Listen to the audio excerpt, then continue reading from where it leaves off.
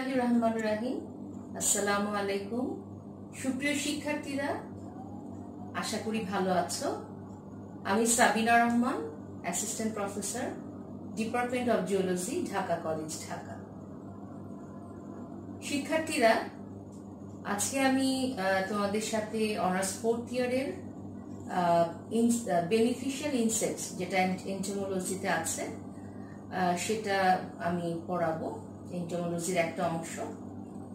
তো আজকে তোমাদের 4th ইয়ারে কিন্তু বেশ একটা লম্বা সময়ের পরে তোমাদের সাথে আমি আজকে ক্লাস নিচ্ছি। তো আশা করি ভালো আছো। করোনার সময়টাতে নিজেদেরকে সচেতনভাবে তৈরি করে আছো এবং স্বাস্থ্যবিধি মেনে চলে জীবনযাপন করছো। সুপ্রিয় শিক্ষার্থীরা, আজকে বেনিফিশিয়াল যে ইনসেক্টস সেই ব্যাপারে কথা বলার শুরুতেই আমি একটা কথা বলি যে আমরা ইনসেক্টস যে নিয়ে কথা বলবো, বেনিফিশিয়াল কথাটার কিন্তু একটা মানে আছে যে উপকারী কীটপতঙ্গ। আমরা আমাদের চারপাশে বা বিভিন্ন যে আর্থ্রোপোডা পর্বে যে বিভিন্ন কীটপতঙ্গ দেখি, তার মধ্যে কিন্তু বেশ অনেক পতঙ্গ আছে, বেশিরভাগই কিন্তু ক্ষতিকর। তো খুব কম পোকামাকড়ই আছে আমাদের উপকার করে বা পরিবেশ বান্ধব।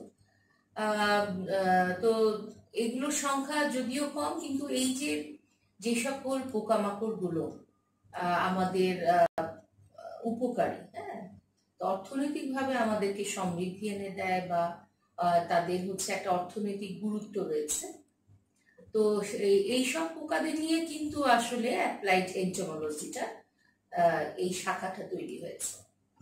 তো অ্যাপ্লাইড যে এন্টোমোলজি যে শাখাটায় সবচেয়ে বেশি যে যাদের ইম্পর্টেন্স দেওয়া যায় বা যাদের অর্থনৈতিক গুরুত্ব খুবই বেশি, সেই ক্ষেত্রে কিন্তু বলা যায় যে মৌমাছি অনেক এগিয়ে আছে। মৌমাছি, রেশম পোকা, লাক্ষা, হ্যাঁ, এগুলো কিন্তু এদের গুরুত্ব কিন্তু অনেক বেশি অর্থনৈতিকভাবে, যার ফলে এরা কিন্তু এই বেনিফিশিয়াল ইনসেক্টস বা এই যে ফলিত এন্টোমোলজিতে এদের গুরুত্ব অসামান্য। আজকে আমরা প্রথমেই মৌমাছি এবং মৌ চাষ সেটা নিয়ে কিন্তু আলোকপাত করব। তো প্রথমে আমি বলি যে এই যে মৌ চাষের ব্যাপারটা, তোমরা জানো যে প্রাকৃতিকভাবে কিন্তু মৌমাছিরা কি করে, হাইভ তৈরি করে, অর্থাৎ মৌচাক তৈরি করে। ওদের যে কর্মী মৌমাছিরা আছে তাদের কিন্তু উদরগ্রন্থি নিঃসৃত যে পদার্থ মোম, সেটা দিয়ে কিন্তু তারা মৌচাকটা তৈরি করে এবং এই মৌচাকে তারা বিভিন্ন জায়গা থেকে, বিভিন্ন ফুল থেকে, বিশেষ করে বিভিন্ন ওয়েতে, বিভিন্ন দেশের ভৌগোলিক অবস্থান বিভিন্ন রকম এবং বিভিন্ন জায়গার যে ফুলের ধরনও আলাদা, সেখান থেকে তারা মধু কালেক্ট করে মৌচাকে সংগ্রহ করে এবং সেটা যদি আমরা পরবর্তীতে কালেক্ট করি, সেখান থেকে আমরা মধু সহজেই পেতে পারি। এইভাবে কিন্তু তোমরা আমাদের দেশে আসপেক্টে যদি পড়ি, তাহলে দেখবো যে আমরা সুন্দরবনে ভীষণ ভাবে মধু কালেক্ট হয় এবং কিন্তু এটা যেহেতু সুন্দরবনে অনেক বাঘ আছে বা অন্যান্য বিষাক্ত জীবজন্তু আছে, তাদের মোকাবেলা করেই কিন্তু মৌচাষীরা বা মৌচাক থেকে মধু সংগ্রহ করে বহু লোক জীবিকা নির্বাহ করে। এছাড়া অন্যান্য গাছের ডালে অথবা কোনো কোনো বাসার কুঠুরিতে অথবা অন্যান্য বিভিন্ন জায়গায় কিন্তু আমরা মৌচাক থেকে মৌ কালেক্ট করি, কিন্তু এর পরিমাণ কিন্তু খুব বেশি না। ফলে দেখা গেছে যে এই যে মৌমাছি থেকে যে মধু এবং মোম উৎপন্ন হয়, তার অর্থনৈতিক গুরুত্ব কিন্তু সাংঘাতিকভাবে। সারা পৃথিবীতেই মধু পছন্দ করে না বা মধু খায় না এরকম খুব কম লোক আছে এবং মধুর উপকারিতা তো বলে শেষ করা যাবে না। এবং মধুটা আমাদের ইসলামের দৃষ্টিতে, কোরআন শরীফেও কিন্তু এই মধুর কথা উল্লেখ আছে যে অনেক রোগের ঔষধ। এবং এটা যে একটা অর্থনৈতিক গুরুত্ব বিবেচনা করেই কালক্রমে সময়ের সাথে সাথে এই মধু চাষটা হয়। মধু যে কালেক্ট করার যে পদ্ধতি সেটা কিন্তু প্রায় 4000 বছর আগে এটা কিন্তু মিশরীয় সভ্যতা এটা কিন্তু দেখা দিয়েছিল।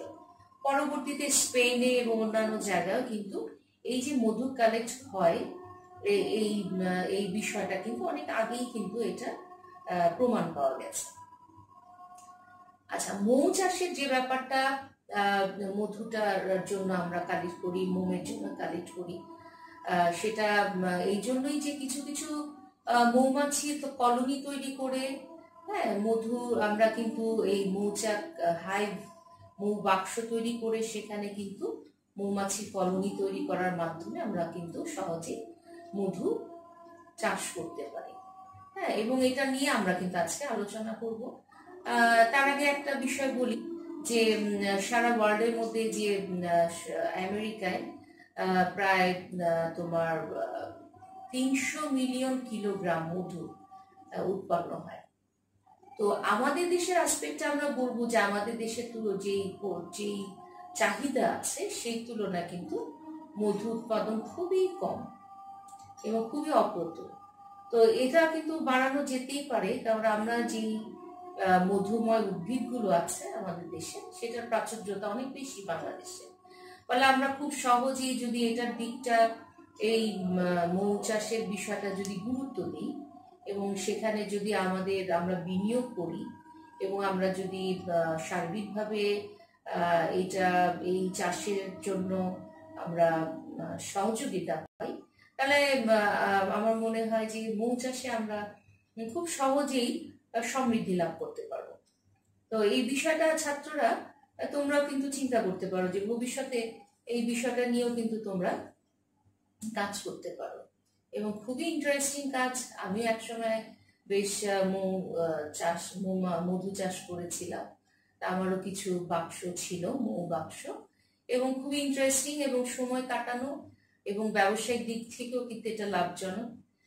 যেহেতু আমি করেছিলাম নিজেই, তো সেই হিসেবে আমারও সামান্য কিছু অভিজ্ঞতা আছে।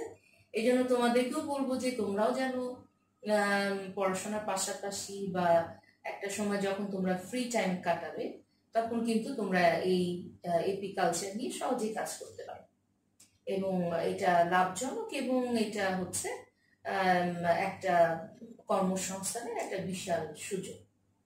আচ্ছা, এখন আমরা একটু আলোচনা করি, একটু বোর্ডে দেখি, ঠিক আছে?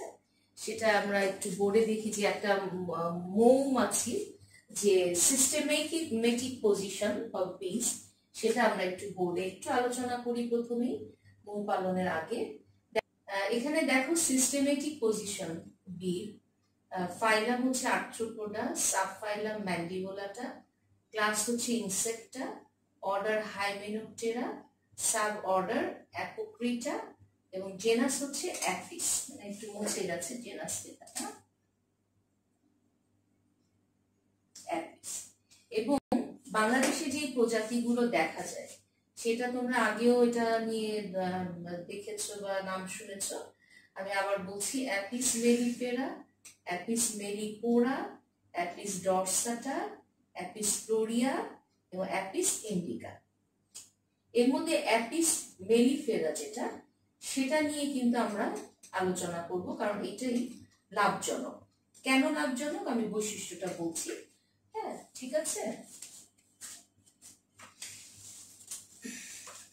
অ্যাপিস মেলিফেরার যে বৈশিষ্ট্য সেটা হচ্ছে যে এই প্রজাতির মৌমাছির গায়ের বর্ণটা, এই যে অ্যাপিস মেলিফেরা, গায়ের বর্ণটা উজ্জ্বল বাদামি, হ্যাঁ, বাদামি। কর্মী মৌমাছি ইন্ডিকা অপেক্ষা আকারে বড় হয়। এরা কিছুটা অন্ধকার স্থানে বাসা বাঁধতে পছন্দ করে এবং পাশাপাশি অনেক চাক তৈরি করে। ইন্ডিকার সাথে স্বভাবের সাদৃশ্য লক্ষ্য করা যায়, শান্ত স্বভাবের হয়, ঝাঁক বাঁধার প্রবণতা কম, খাদ্য সংগ্রহের ব্যাপক পরিধি আছে, দ্রুত চাক নির্মাণের ক্ষমতা আছে এদের, হ্যাঁ, তারপর মথের আক্রমণের প্রতিরোধ ক্ষমতা আছে, সর্বোপরি প্রচুর মধু উৎপাদন ক্ষমতার জন্য এই মৌমাছির চাষ অত্যন্ত লাভজনক। আচ্ছা, এদের জীবনযাত্রায় দেখা যায় লাইফ হিস্ট্রিতে নিষেক কার্যের পর রানী প্রতিটি শাবক কুঠরিতে একটি মাত্র ডিম পাড়ে। ডিমগুলি দণ্ডাকৃতির হয় এবং কুঠরি অন্তঃপ্রাচীরে আবদ্ধ থাকে। লার্ভাগুলি নিষিক্ত বা অনিষিক্ত উভয় প্রকার ডিম হতে উৎপন্ন হয়। অনিষিক্ত ডিমগুলি হতে পুরুষ বা ড্রোন এবং নিষিক্ত ডিম হতে কর্মী বা রানী সৃষ্টি হতে পারে। এবং কেবলমাত্র রয়্যাল জেলি দ্বারা প্রতিপালিত লার্ভাগুলি কিন্তু শুধুমাত্র রানী মৌমাছিতে পরিণত হয়।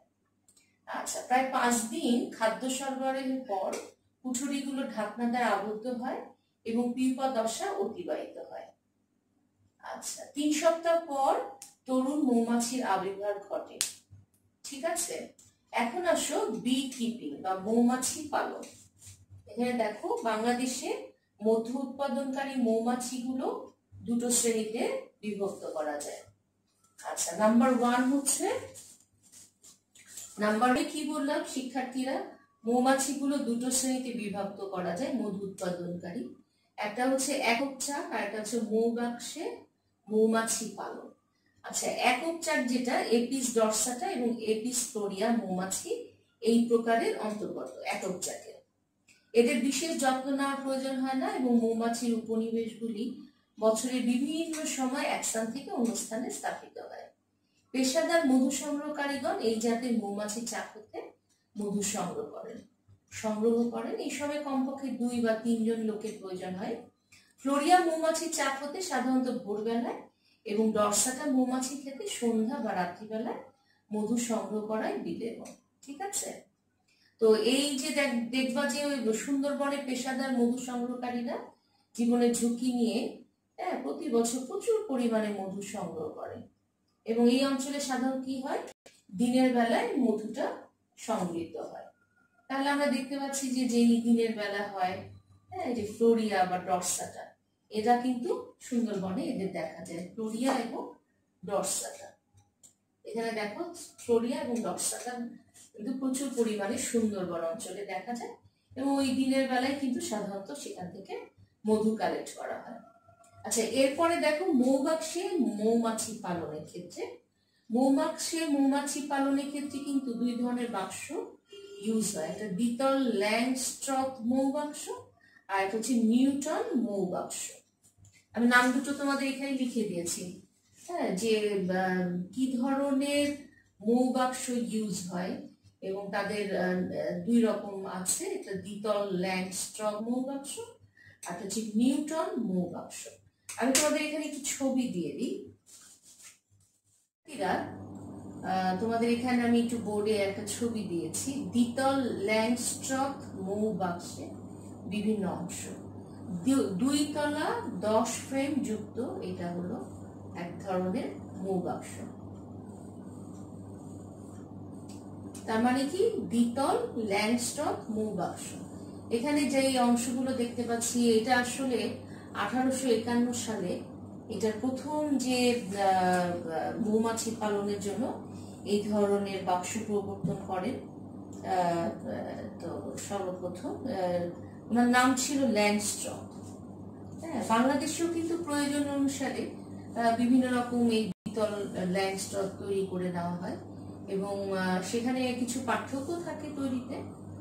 তারপরে এখানে যেটা থাকে, স্ট্যান্ড থাকে, নিচে স্ট্যান্ডে থাকে, তার উপরে থাকে হচ্ছে পাটাতন, বটম বোর্ড, যেটা বাংলায় বলতেছে এটা হচ্ছে নিম্ন অবতরণ বোর্ড এবং নিম্ন পাটাতন থাকে এখানে। ঠিক আছে, অবতরণ বোর্ড এবং নিম্ন পাটাতন, তার উপরে থাকে হচ্ছে ডিপ সুপার। এটা হচ্ছে অনেকটা যেমন শাবক ঘরও বলা যায় বা এটাকে সুপার বলা যাচ্ছে। তারপরে হচ্ছে কুইন এক্সক্লুডার, এটা হচ্ছে হানি সুপারস। তারপর হচ্ছে ইনার কভার এবং আউটার কভার। দেখো, দ্বিতল বিশিষ্ট ল্যাংস্ট্রথ, এটা প্রায় 10 ফ্রেম বিশিষ্ট একটা মৌবাক্স। আচ্ছা, এটা তো গেল হচ্ছে তোমার দ্বিতল। তো আমি যে আরেকটার কথা বলেছি সেটা হচ্ছে কি, নিউটন মৌবাক্স। ছবিতে দেখো,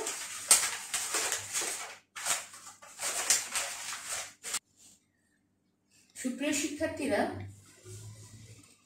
নিউটন মৌবাক্স, যেটা আমি তোমাদের দুটো কথা বলেছি, মৌবাক্স যেগুলোতে মৌমাছি চাষ করা হয়, বিটল ল্যাংস্টক মৌবাক্স তোমাদের এতক্ষণে বোধহয় মুখস্থ হয়ে গেছে। আর এটা হচ্ছে নিউটন মৌবাক্স। নিউটন মৌবাক্সে আমরা দেখতে পাচ্ছি হাইভ স্ট্যান্ড আছে, বটম বোর্ড, দেখো নিচে হচ্ছে হাইভ স্টার, যে স্ট্যান্ডটা থাকে যেটার উপরে কিন্তু এই বাক্সগুলোকে রাখা হয়। তারপর বটম বোর্ড, যেখানে তোমার অবতন বোর্ড এবং নিম্ন পাটাতন যেটা। তারপরে হচ্ছে ডিপ সুপার, যেটা শাবকের ঘর। তারপর হচ্ছে কুইন এক্সক্লুডার। তারপরে হচ্ছে shallow super, inner cover and outer cover. একটু লক্ষ্য করো বাক্সটা।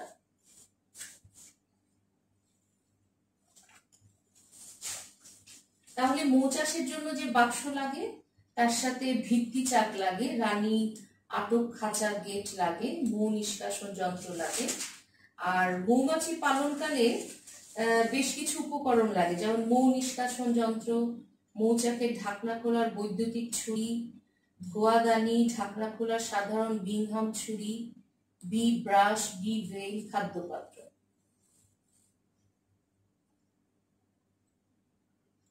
আচ্ছা, তোমার এই যে যেগুলো আছে, তোমরা এগুলো একটু মানে বাক্সের যে পয়েন্টস গুলো আমি বলেছি, যে প্রয়োজনীয় জিনিসগুলো লাগে, এগুলো একটু ডিটেলস দেখে নিবে।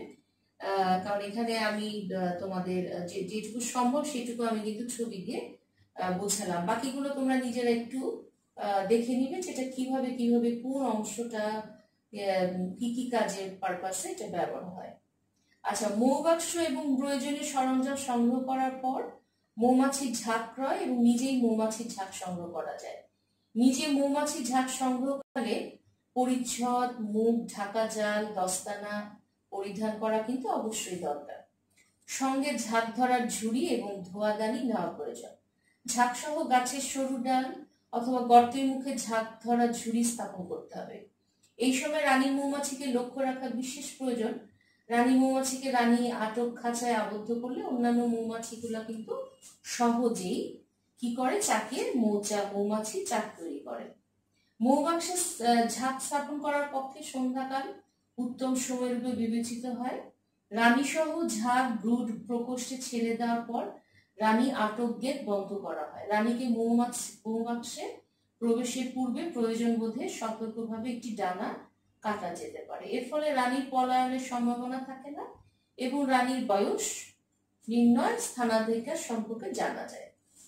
তার মানে আটকে রাখতে হবে, অথবা ডানাটা কেটে দিলে সহজে তাদেরকে আটক রাখা যায়। আচ্ছা, এখন আসো তোমাদের যে অংশগুলো আমরা এটা দেখিয়ে ফেললাম, আমরা এটাকে সরিয়ে দিই ছবিগুলোকে, তাহলে আমরা সহজেই বুঝতে পারবো যে আমরা তাহলে এই যে মৌবাক্সের সাথে আমরা কিভাবে মৌবাক্সে একটা কলোনি তৈরি করতে পারি এবং রানীকে আটকে রেখে সেখানে রানীর সাথে সাথে সব কর্মী মৌমাছিরা কিন্তু অটোমেটিক পুরুষ মৌমাছিরা রানীর পেছনে পেছনে এসে সেই মৌচাকে মৌবাক্স যেটা আমরা তৈরি করবো সেখানে থাকবে, এবং ওকে আটকানোর জন্য কিন্তু আমরা একটু ডানা ভেঙে দেবো, ফলে ও সহজেই সেখানে থাকবে এবং সেই ফলে রানীর বয়স নির্ণয় এবং তার অন্যান্য বিষয় কিন্তু সহজে জানা যাবে।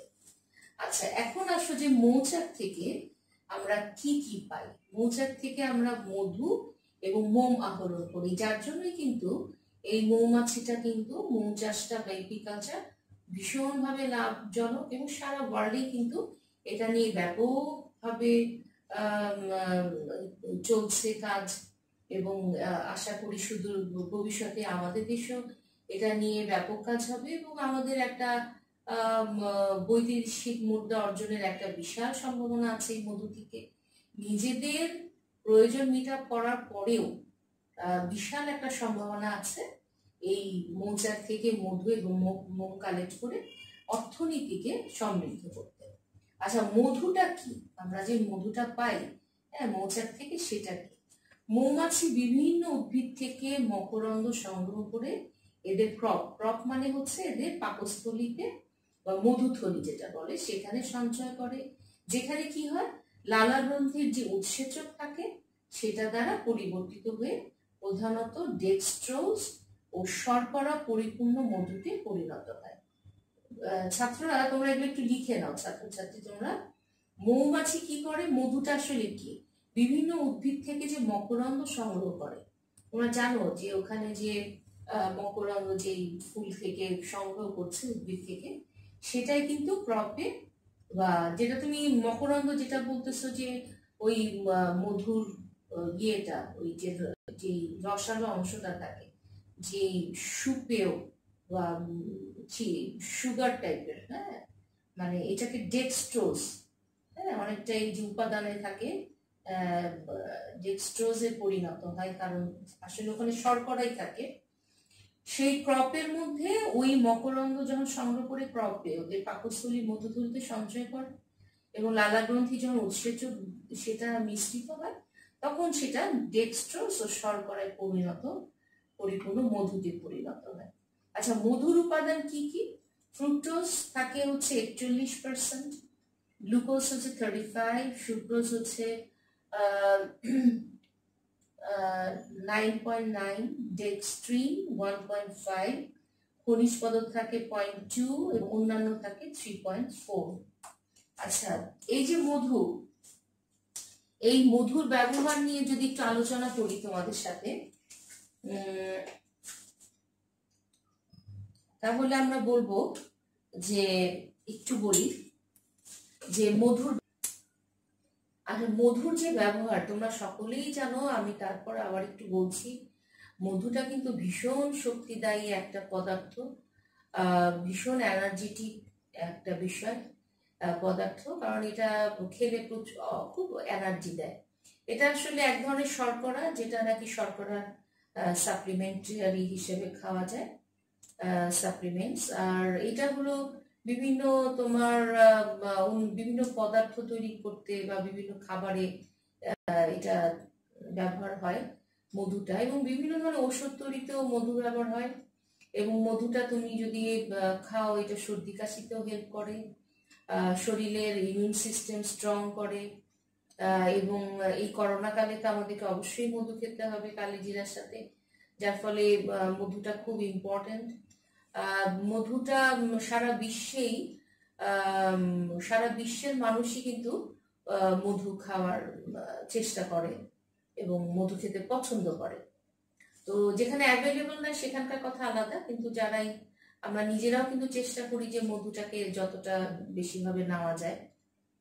তো এরপরে আসো, আমাদের আরেকটা অংশ আছে মোম, হ্যাঁ, সেটা আমি একটু জুম করে দেখাই। এই যে মোম যেটা বলা হচ্ছে বি ওয়াক্স। আচ্ছা, এটা কিভাবে পাওয়া যায়? মৌমাছির মোম প্রকৃতপক্ষে কর্মী মৌমাছির উদরগ্রন্থি নিঃসৃত এক প্রকার পদার্থ। মৌমাছির মোমটা কি? প্রকৃতপক্ষে কর্মী মৌমাছির উদর গ্রন্থি যেটা থাকে সেখান থেকে নিঃসৃত এক প্রকার পদার্থ, যেটা মৌচাক নির্মাণে ব্যবহার হয়। আচ্ছা, মোমের যে বিভিন্ন ব্যবহার আছে সেগুলো জানো, যে তারপিন তেলদের সাথে মোম মিশ্রিত করে আমরা যে কাঠের আসবাবপত্র পলিশ করি, সেখানে কিন্তু এই মোমটা ব্যবহার হয়। তারপর জুতার পালিশ তৈরি করতে কিন্তু মোম ব্যবহৃত হয়। বিভিন্ন তো সংরক্ষিত ফল বা জ্যাম ইত্যাদি বোতলের মুখে আবরক রূপে মোম ব্যবহৃত হয়। ঠিক আছে?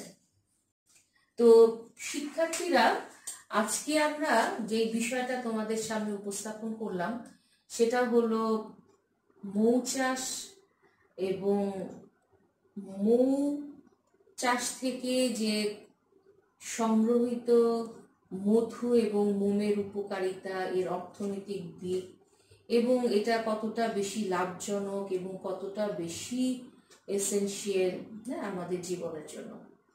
তো তোমরা নেক্সট যে ক্লাসটা হবে বেনিফিশিয়াল ইনসেক্টস এর উপর, সেখানে আমি রেশম চাষ এবং লাক্ষা চাষের উপরে আলোচনা করব। তোমরা কিন্তু এই দুটো বিষয়ের উপরে স্টাডি করবে এবং এপিকালচারটা তোমরা করে ফেলবে। ততদিন পর্যন্ত তোমরা ভালো থাকো। আল্লাহ হাফেজ।